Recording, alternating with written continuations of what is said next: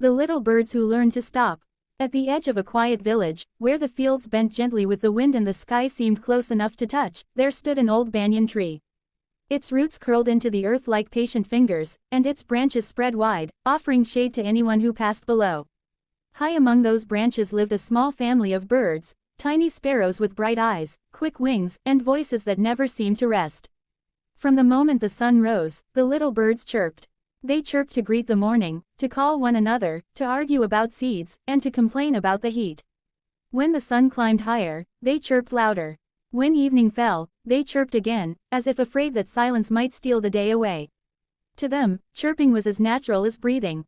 But beneath the banyan tree lived others who did not always welcome the noise. There was old Rafik, who ran a small tea stall just across the dirt path. He loved the birds, truly he did, but when customers sat quietly with their cups of tea, trying to rest after a long day, the constant chatter from above made his head ache. There was also Amina, a young girl who liked to read under the tree.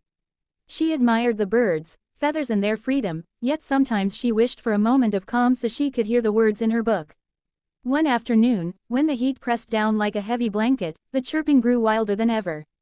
The little birds argued about who would get the ripest grain from a nearby field. They flapped and squawked, hopping from branch to branch, their voices tumbling over one another. "Stop pushing," cried one bird. "I was here first," shouted another. "You always take the best seeds," screeched a third. Down below, old Rafik sighed deeply. He looked up at the tree and shook his head. "Ah, little ones," he murmured, "do you never get tired of talking?" The wind carried his words upward, and to everyone's surprise, the birds heard him. They fell quiet for a moment, just a moment, and stared down. "Did you hear that?" whispered Pip, the smallest of the birds. "He wants us to stop," said Lila, tilting her head. "Why should we?" snapped Brio, the boldest sparrow. "This is our home. We can sing if we want." And with that, the chirping began again, louder than before, as if to prove a point. That evening, when the sky turned orange and purple, the birds settled down, exhausted from a day of noise.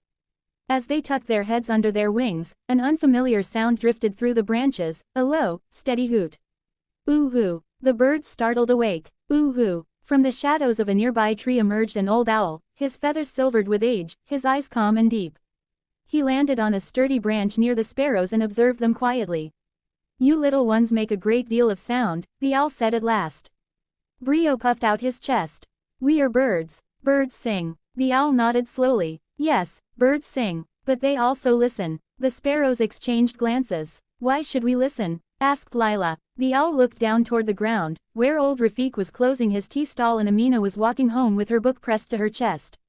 "Because the world is full of voices," he replied. "And if everyone speaks at once, no one is truly heard." Pip frowned. "But silence is boring." The owl smiled, a soft curve of wisdom. "Silence is not empty, it is full of answers." Before the birds could argue, the owl spread his wings and vanished into the night. The words lingered. The next morning, Pip woke before the others. The sun was only beginning to rise, and the air was cool and gentle. For once, Pip did not chirp. He listened. He heard the rustle of leaves. He heard the distant call of a rooster. He heard old Rafik lighting his stove and humming softly. Something warm settled in Pip's chest. He realized he had never noticed these sounds before. When the other birds woke, they began their usual chatter. Pip hesitated, then spoke. "Maybe," he said carefully, "we could try being quiet for a little while." Brio laughed. "Why would we do that?" "So we can hear," Pip replied. Lila considered this. "Just for a short time," she said. "Like a game." Reluctantly, the birds agreed. They stopped chirping. At first, the silence felt strange, almost uncomfortable. Their throats itched with words unsaid.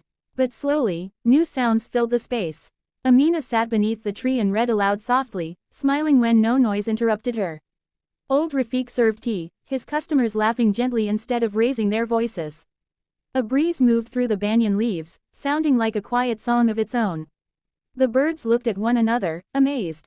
"This is nice," Lila whispered. Brio nodded, though he would never admit it out loud. From that day on, the little birds learned something new.